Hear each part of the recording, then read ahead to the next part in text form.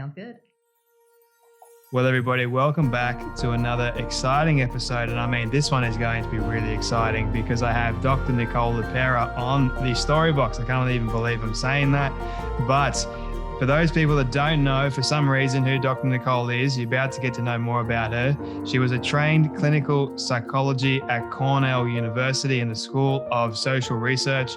She also studied at the Philadelphia School of Psychoanalysis. I had to practice that before doing it. As a clinical psychologist in private practice, Dr. Nicole LePera often found herself frustrated by the limitations of traditional psychotherapy. Wanting more for her patients and for herself, she began a journey to develop a united philosophy of mental, physical, and spiritual health that equips people with the tools necessary to heal themselves. Nothing short of a paradigm shift. I didn't practice that word. Dr. Nicole LePera's teachings empower the individual to break free from trauma cycles and create who they want to become. She has a new book coming out, which I'm very excited to announce and hope to get my copy of it soon. And I have no doubt that it'll become an instant bestseller, but it's titled How to Do the Work. Recognize your patterns, heal from your past, and create yourself.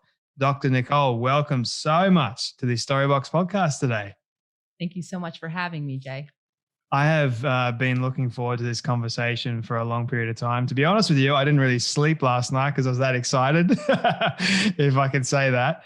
But before we dive into your backstory, how you got started doing all this amazing work, I have one particular question I love asking all my guests at the very start, which is, what does success look like for you?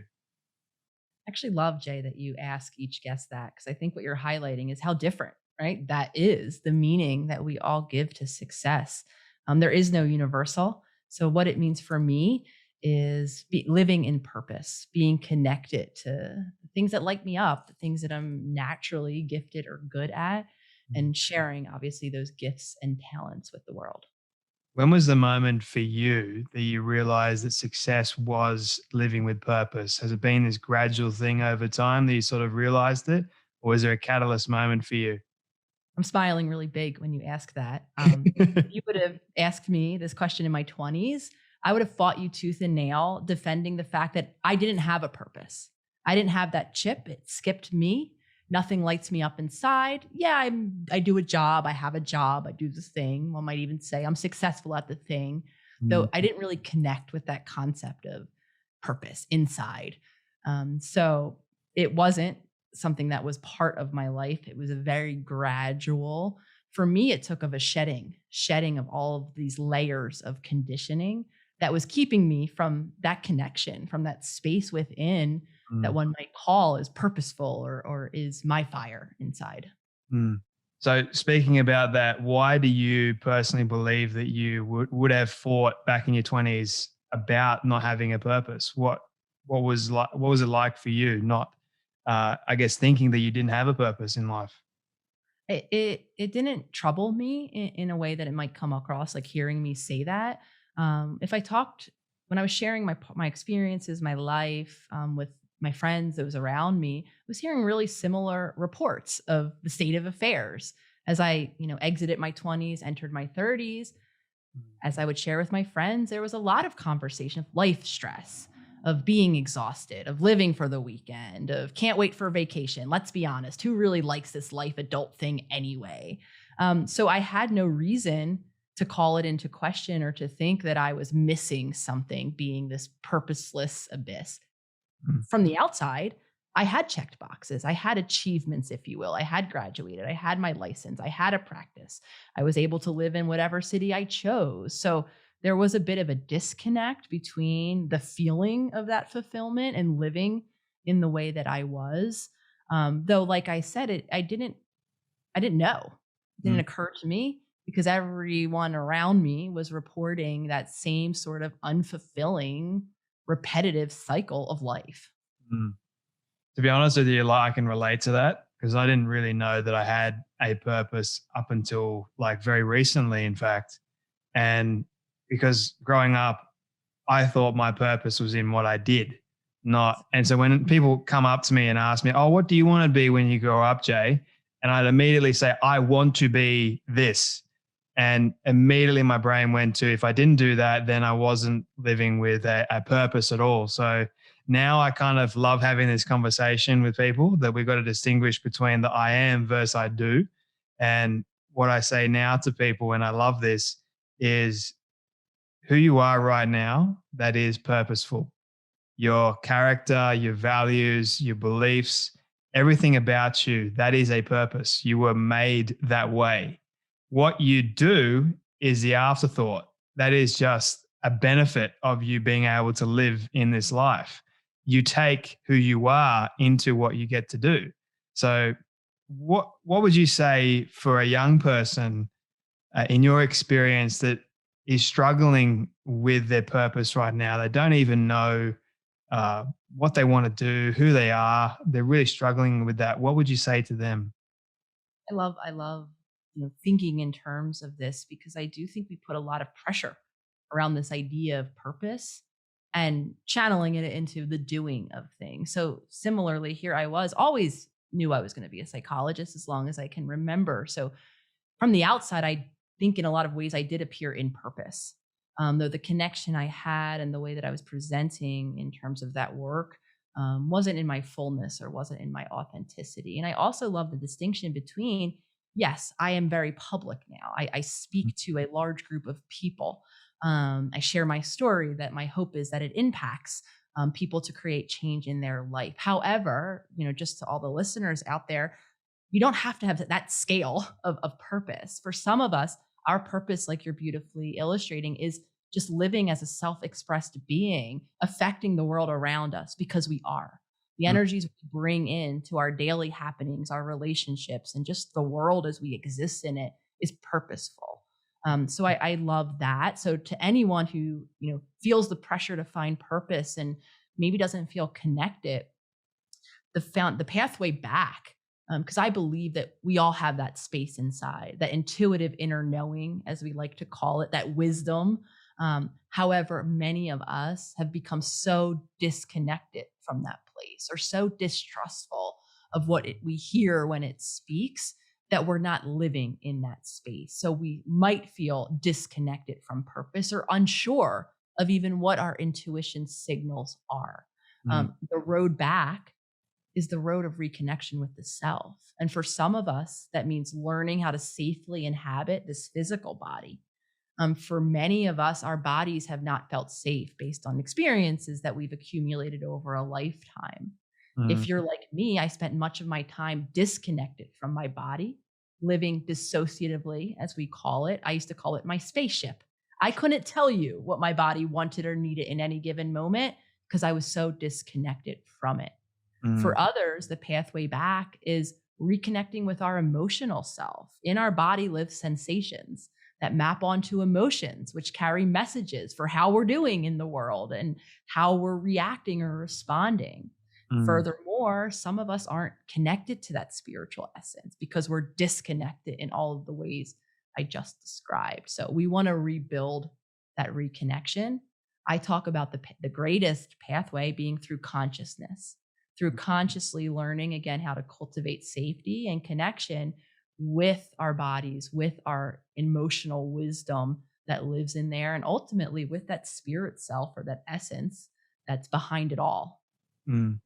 I want to unpack that in a moment, but before I do that, I want to go back a little bit to how you grew up. So, what were some of the biggest lessons that you learned? How was your childhood like? Like, did you grow up in a stable home? That sort of thing, if you're comfortable with sharing. Absolutely. I think stability. It's interestingly enough, Jay, you picking that word, Mm, consistency and stability was a big part of how my family appeared. I had the mom and dad that lived in the home. My mom stayed home and raised three children. My brother is 18 years older than me. My sister is 15. So they were already well into their teenage years when I came along. Though my sister was still living in the home. My mom was home and cared for me during the day. My dad went to work, very stable 9 to 5. Quite literally, Jay left at the same time every day, came home at the same time every day. such that when he didn't come home at the same time every day, we would wonder, where's Sorry. dad? Yeah. Right? It was that level of consistency. However, on an emotional side of things, there was a lot of stress in the home. There was chronic medical illnesses. My sister, in particular, had severe health problems over the course of her development. So my mom was constantly tending to her and caring for her, activating her own stress response. So stress was a constant. A common family mantra that you would hear LePera saying is always something. And that something could be, like I said, a very real, medical issue that my family is tending to, or could be the trash that didn't get picked up at the time it was supposed to. So Mhm. stress was really predominant in my household. Again, with very limited abilities to cope. We were all kind of activated. When one person became stressed, the unit became stressed. Mm. So for me, as a child, entering into that system felt really overwhelming and felt really probably scary in many ways. And having caregivers that were just simply unavailable. They literally were putting out fires, or so they thought, to me emotionally. And that's where I kind of trace back to the beginnings of that tendency that I described earlier to disconnect. Granted, I felt the anxiety. I was a little girl, scared of bumps in the night, fearful it was a robber, fearful if my dad didn't come home as expected at 5:30. I carried that anxiety, and gradually I started to disconnect from it and distance myself. I left on my spaceship. Mm. So, what did that stress? How did you really manage that stress as a teenager? Because I know from firsthand, stress for me led into panic attacks and then depression, anxiety, all that sort of stuff. But it can even go further back to trauma. But I want to sort of, for you, how did you manage that kind of stress? So as a child, I believe the dissociation began to creep in. I also discovered quite early that I was good, namely at two things, particularly good at school and at sports. So they became my outlet, achieving in school, doing the homework, pressuring myself to get the A's. Similarly, I played softball. So Mm. I was very active every night of the week. I was practicing, I was playing games, etc. So for me, that I understand now was a channel, a way that I could feel not only better because I was releasing that anxiety, which is an actual energy in our body mapped onto hormonal changes. That was my outlet. And that just so happened to be the place where my mom was able to be the most present. She loved softball. She loved watching me excel. She loved when I got A's and I got celebrated. So now I had the byproduct of connection with mom. So I kept channeling and I kept channeling. When I was around 13, I then met drinking and smoking marijuana. I met pot, and I discovered that for me, that helped me stay away from those feelings. That so I continued to use those up through my 20s, really, as a form of external way to disconnect. So then that kind of set in, and that became my way to continue to distance myself. And before I knew it, I was just generally living in that state of disconnection by the time I entered my 20s, unbeknownst to me. Of course, all of this was just happening outside my awareness. I just thought I felt better when I had a little alcohol or when I smoked a little pot because my anxiety didn't feel as bad. Mm. And when was the moment for you that you realized that you actually wanted to become a psychologist? And did you feel like you would be connecting more to yourself if you did become a psychologist? Because you're learning about the brain, the mind, the body, all these techniques and tactics. Sort of, I guess, what psychologists do is help you reconnect. So, is that the reason why for you? As I can't remember a moment. It just always was what I wanted to be whenever you start to get asked. And the way I understand it is I was so fascinated with people, namely around, and this all makes sense when you understand my story, the way I'm describing it now, namely around what made people similar to me, those I felt connected to, and more specifically, why I felt so different from everyone around me. And as many of us do, and in a in a seeking to understand myself, my way in was to seek to understand the mind of a human or the minds of other humans. So, probably by young adulthood, I loved reading.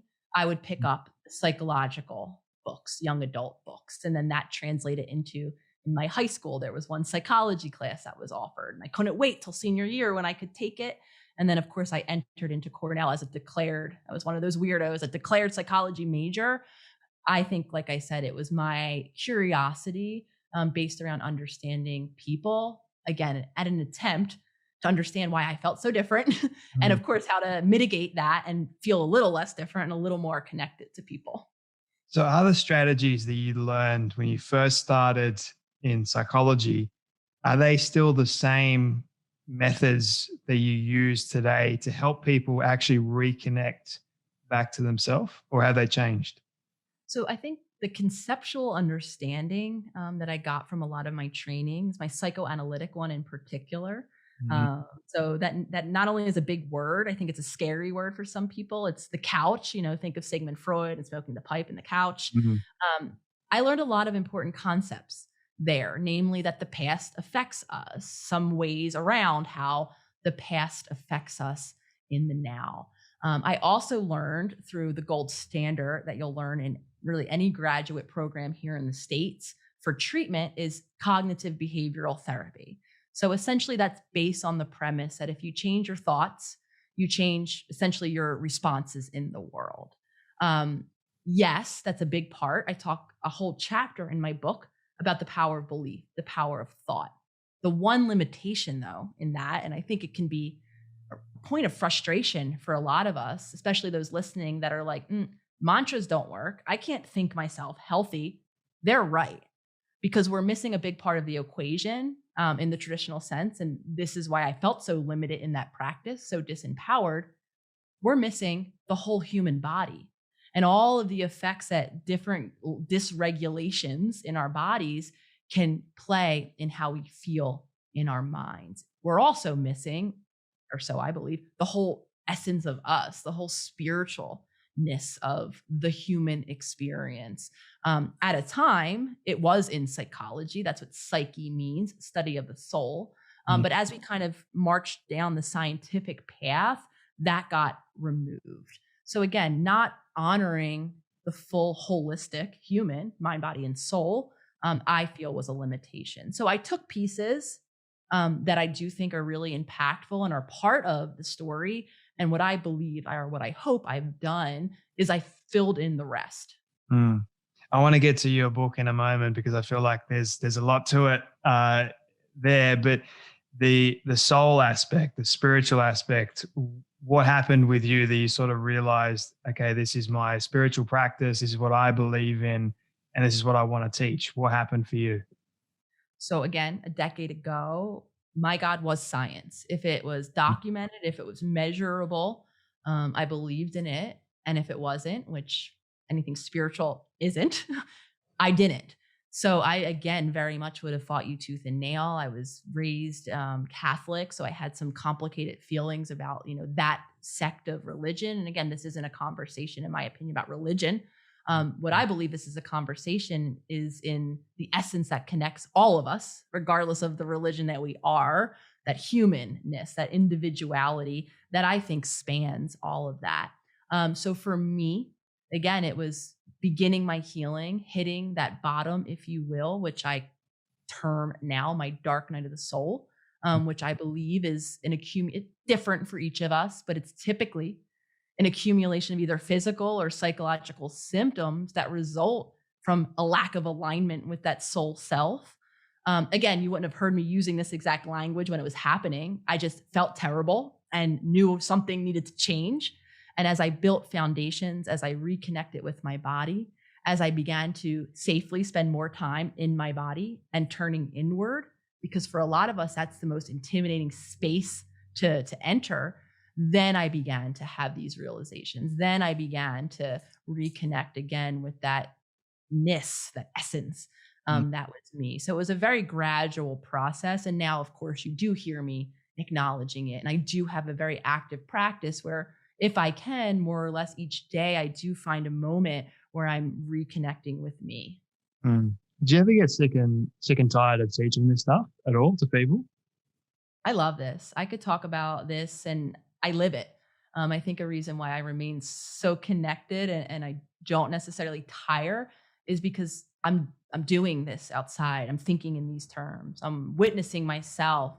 So this is alive, whether or not I'm teaching you or talking to you on a podcast like I am now, or whether or not I'm going about my life. This is still the same kind of framework that I'm embodying. So it's a natural extension. And I actually am very pleased when people like to hear what I have to say. I love that. I'm a huge fan of yours and have been for quite some time. So it's a real honor for me to actually be asking you these kinds of questions. Now's the time to get to your book. So you've got this exciting book coming out, which is actually quite thick. So there's a lot to it.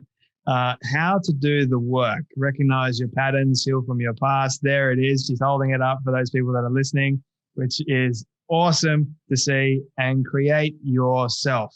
Now, if I was to pick up the book firstly and turn to any chapter or any page in the book, which one would you recommend that I turn to, that I get the most impactful message in it? And I'm sure the whole book is impactful, but for me in particular, which one would you recommend? Chapter 1. And the reason why I put chapter 1 right up at the front, it's actually called You Are Your Best Healer. In my opinion, that's one of the most empowering messages that for a lot of us isn't the message that we've come to believe over time.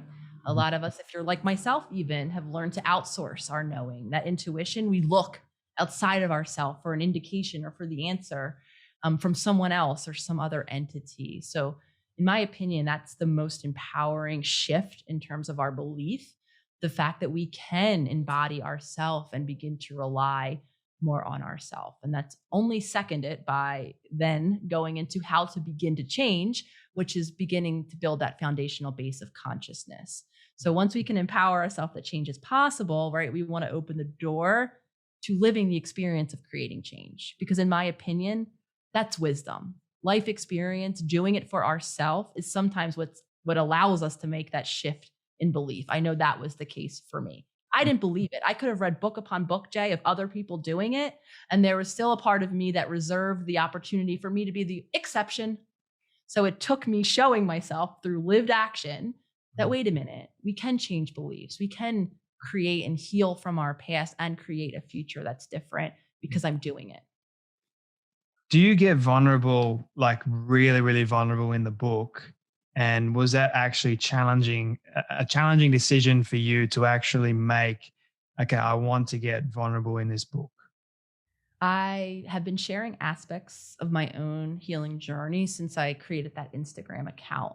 And each and every time I do share parts of my story, there's, of course, vulnerability there. And this applies, I know this sounds maybe even silly to acknowledge, this applies even me just acknowledging my own history and my own experiences to myself before I put it on Instagram in front of however many viewing eyes. And for a lot of us, that's the initial stage of the journey, is becoming intimately aware with all that is us, and not shaming ourselves and not tamping it down and not telling ourselves that it's unworthy to be expressed in the way that it is. So for me, a lot of the work of telling a truth begins by telling myself the truth and allowing all of the feelings that are wrapped up around that truth to be, before then I vulnerably share it. So yes, in my book, I share certain aspects of my own past experiences. And of course, as they translate into my own healing journey, the exercise of putting it in print in a book, of rethinking it, of retelling it, of rereading it every time, as you know, you have to edit a book, which is quite intensive. Every time I read that, for a lot of the occasions, it was reliving it again. It was all of the feelings, the harder ones, wrapped up around living that experience, because they come alive as if it's right here, right now, when my mom said that thing or did that thing. And then obviously also I make space for the positive, for how I feel about how far I've now come. So a lot of feelings have come in the process for me of writing, of editing the book. And now on the heels of it releasing into the world and being in the world, having other people with their hands on it and knowing that they're going to see very intimate aspects of myself, of my family. So yeah, there's a lot of feelings that are wrapped up in the whole book experience. So having said all that, why in the world write a book in the first place? Why the hell would you do it? Good Yeah. question. No, I kid, I kid.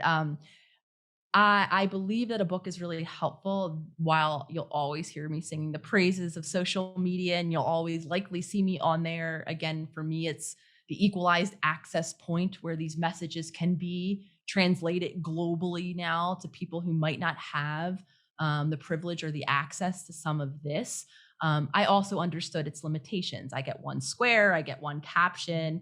A lot of these topics are a full story, do need to be told as such. So when I went online, again, with the intention really being, can I create a space where I can stand in my truth as an exercise, mainly in my own healing, because I was not used to doing that. As soon as I began to see how universal some of this stuff I was talking about was, I really began to understand the need, or my desire really, to have this as a book. A book is something we can live with, we can take away, we can pick up, we can put down. And another aspect of the book that I was very intentional around was making sure that it wasn't just a book. It was Mm. making sure that at the end of each chapter, I talked about, or I illustrated how to translate the concepts in that chapter into daily action, because that was the bridge that I kept noticing I myself wasn't able to consistently cross, nor were my clients. Incredible amounts of insight, maybe even awareness of these concepts, and an inability to translate that. So I kind of think of my book, and I hope it to be more like a handbook of healing. I'm curious, what would you say has in your life, what would you say is your greatest achievement? Would you say it's your book or something else? I think my greatest achievement is my healing, is me, is the person Mm. that I'm continuing to embody and show up in. The book, the Instagram, all of the work that I'll continue to put out into the world is a byproduct of my own evolution. Mm. So I think that'll probably remain my answer. I'm ultimately grateful at the byproduct and the empowerment that I'm hoping that all of that offers other people. But if I were to talk about my achievement, I think it's just me. Mm. Mm. That's powerful. And what would you say has been the worst piece of advice you've ever received from someone over your life?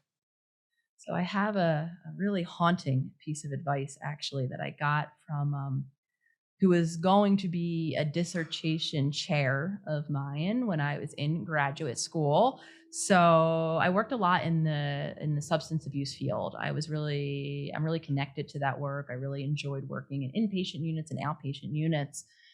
And very similarly to my own experience that I shared earlier of boredom, Mm. I began to see that and hear that boredom was cited a lot as a trigger for substance use. And lo and behold, at the New School for Social Research, I happened to have a professor that was studying boredom. So I had also discovered that the concept of mindfulness, or the practice of being present in the moment. And I got interested in marrying those two concepts. And I came up with what I thought was a really great creative dissertation project that I presented, where I wanted to study the effects of mindfulness based training on substance use behaviors in particular. And I was advised at that time to hang up my clinical hat on studying mindfulness, that it was of no clinical utility, and that a better project would be just focusing on the personality structure of the boredom prone individual. More or less, that was the suggestion I was given. I was, of course, devastated and confused, because in my intuition, in my soul, if you will, I had a knowing that this idea, what mindfulness is consciousness. It's focused in the now. I had an idea that that was important, and I wasn't supported at that moment in time. If I'm honest, I didn't begin my own consciousness practice either at that moment in time. I studied something else for my dissertation, though.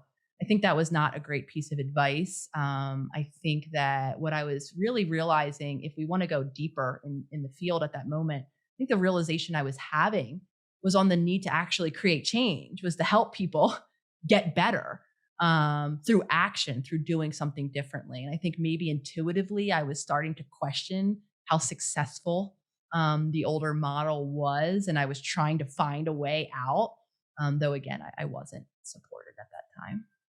And I'm so glad that you didn't take the advice because, like, look at what you've been able to achieve right now. And it's kind of like, stuff you for giving me that piece of advice.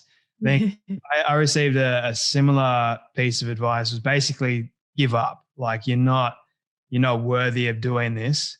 You're never going to be worthy of it. So just stop. And the interesting thing for me, if I had have taken, there's a funny saying, it's like, don't waste your time on a dead duck. And I was just like, what the hell does that mean? And basically, he was telling me once again to just spend my time on things that are more valuable. But I pushed through. I was persistent as heck. I persevered, and as a result, I ended up with this great relationship with a couple that I ended up selling the house to. Like, it was just like this. If I had given up, I wouldn't have had that experience at all. So I love your story. How you didn't give up, you kept going, and look at where you are now. So, um, congratulations on everything that you have achieved over the years, and you've helped so many people, including myself, over the years. So I want to acknowledge that before going on to the next bit. Thank you. I appreciate that. And like I said, I why I do this is to share so that some person can feel, either a little more knowing of why they're struggling in the ways that they are, because I believe that there always, is a reason, in a sense that we're not born broken. None of us are. And that reason can be changed. So if I can be a voice of empowerment for even one person, if my story, if my work, like I said, on my greatest accomplishment, which is just me now showing up, Mm, talking about what I like to talk about, which I'm talking about anyway, if that can empower one other human, I feel like I've done a good job. mm. This next bit that I want to talk about, I want you to speak freely, openly, because it is a difficult topic to speak about. I know for me at least, but I want to help the audience because we all struggle with this trauma. And I've heard you speak about it quite a few times, and you've done quite, I believe, extensive research on it.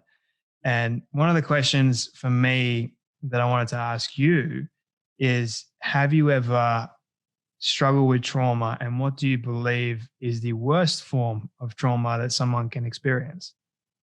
I appreciate you asking me. And again, if you would have spoken to me up through my 20s, I would have said no. I have not experienced trauma. Mm, Even in the field, it indicated as much in the 90s in the psychological field, a scale. It's called the ACEs scale, Adverse Childhood Experiences, was created and began to study essentially the effects of childhood trauma into adulthood, specifically around physical, medical conditions and psychological conditions as well, symptoms. And essentially, so when we're studying trauma, we have to define trauma. And mm, at that time, trauma was defined as some of us might have heard it referred to as the big T of trauma. Instances of physical abuse or neglect, sexual abuse. I believe some other questions are around having a parent who's actively incarcerated or who is in an active addiction. mm, Um, and one is who is diagnosed with a mental illness. So when I took that scale, I scored a 1, which is quite low. mm, And I think that 1 encaptures 60 to 70% of the population. So that was really confusing for me because here I am now having a clinically validated scale, Jay, that tells me that nothing happened to me at all. mm, Yet by that time, I was working in inpatient units and substance abuse facilities with people who were scoring beyond 10, right? Really, really high. Yet I was seeing in the same habits and patterns and coping mechanisms, very similar presentation. So mm, then I began to, once I questioned what was wrong with me, why am I struggling so much when nothing quote unquote bad happened? I really began to explore and dive into childhood and other, much often consistent circumstances and experiences that we live that can result in the same either nervous system dysregulation that's often a part of the trauma experience. Even after it, we continue to stay in that state of nervous system dysregulation, and or all of the other habits and patterns and coping mechanisms that are born out of the same traumatizing experiences. So I believe And I speak of a much more what I call expanded definition that I think can explain the rest of us, all of us that didn't have those big glaring things, yet are still struggling in very similar ways. So, to specifically answer your question, because I think it's important to verbally say this, I don't believe in a trauma being worse than another trauma. Mm, I speak more of the individual effects that our experiences have on us, honoring our uniqueness, honoring that a lot has to do with how are we perceiving it, what supports do we have available to us or not, and a million other factors that can't really be as simplified as ranking trauma. And I get really disheartened when I do see that kind of contingency of my trauma is worse than yours. mm, All trauma is carries negative effects, and it's really our own individual journey to unpack it and to explore what those effects may or may not be. And the reason why I have concern over kind of hierarchical trauma is because those of us that are on the bottom end of it do begin to shame ourselves, do begin to explain away and think that I don't have the right to feel as I do. And that can keep us just as stuck. mm. There's an undeniable link between trauma, belief, purpose, and knowing who you are and where you want to be in life. Because I know for me, and I appreciate you sharing all this, because trauma is trauma. And I did a study when I was in university for only like a semester. There's a whole story behind that. But I did a study on trauma, and I found some very, I guess you could say, disheartening facts that sort of made me realize we need to do more in this area. There's so much to trauma that we don't yet fully understand, but then there's also a lot that we do understand that we need to get out to the public a lot more, because there's so many people out there that are struggling with it. And I know firsthand from my own journey what happened with me. And I'm only 24, so I'm not that old. And I know what it did to me from the age of 6, you know, the sexual abuse that I experienced at 6. And I had a conversation with um, Dr. Edith Egger, who's a beautiful, beautiful woman. I remember sharing the sexual abuse for the first time during that interview, opening up. And what she said to me after it was very interesting. Now, for those people that know her, she's been through horrendous atrocities in the world. But she said to me, the moment that I experienced that sort of trauma, my childhood ended. And for a lot of young people that do experience trauma at a young age, their childhood has ended. Their Because what happens, and this is what happened to me, my brain created this cloud. I call it living in a daze.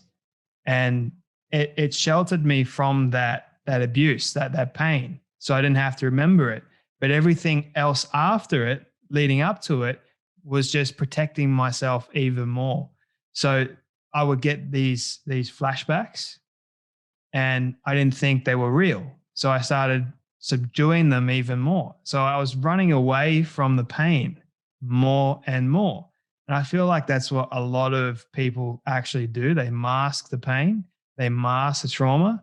And then even when, like, later on in my teens, experiencing physical abuse, verbal abuse, neglect, uh, being told that I'm not worth anything and I will never be anything. Like, all these things, they form a catalyst, and eventually it just explodes. And it exploded recently. So I'm always curious with, from a psychological point of view, what actually happens to a person's brain when they experience trauma in a more in-depth version, and what also happens to the body. Yeah. Thank you, Jay, for sharing all of that again, very vulnerably with me and with everyone. So trauma impacts the brain and the body. It lives in our cells. And you really said something leading into sharing your story that's really poignant here. when speaking of purpose, just really tying this whole conversation together, being connected to self, living in purpose, spontaneously feeling safe enough to self express, all of that actually maps on to a physiological state of receptivity, Mm, to a brainwave state, to a nervous system state. We have to be in what is called our rest and digest nervous system. We have to be in a peaceful, calm, centered place, safe first, to be able to open up to things like connection, intrinsic, and our passion and our purpose and curiosity and all of that other forward thinking stuff mm, that's actually mapped onto our body. And when we experience a trauma, whether it was the cataclysmic moment that you were sharing when you were younger, and then other moments, or those very consistent moments that just accumulate of not feeling seen, not feeling worthy, not feeling, understood, the more emotional, spiritual events that affect us, what it is doing, it's mapping on in our brain. And mm, that cloud you described is likely a state of nervous system activation where our sympathetic nervous system is doing as it has evolved to do in service of keeping us safe, not only from the right physical threat in our environment, from the imagined one, from the emotional threat to our sense of self.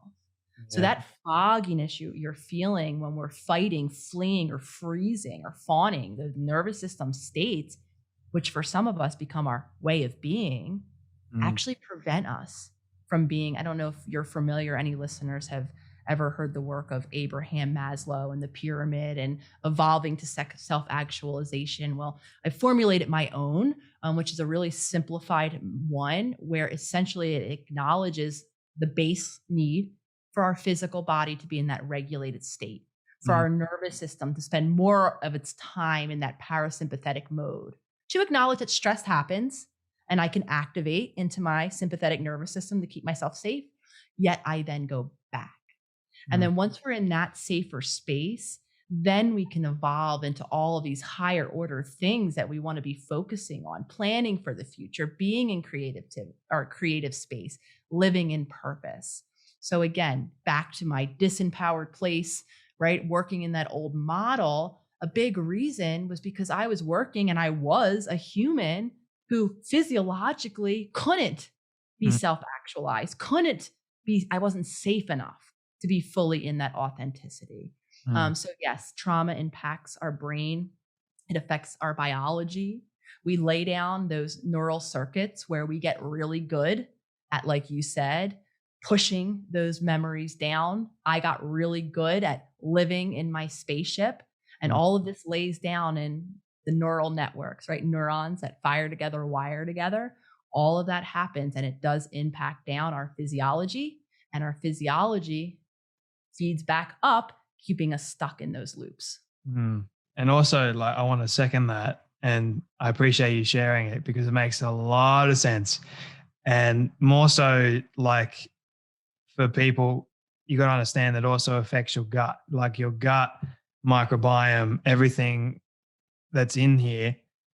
It really, really impacts. So you feel those, I guess those pains that you feel, that's most likely due to trauma. I'm not saying it's the only reason, but it's most likely because that's what happened to me as well. I'm not saying it's going to happen to everybody, but it happened to me.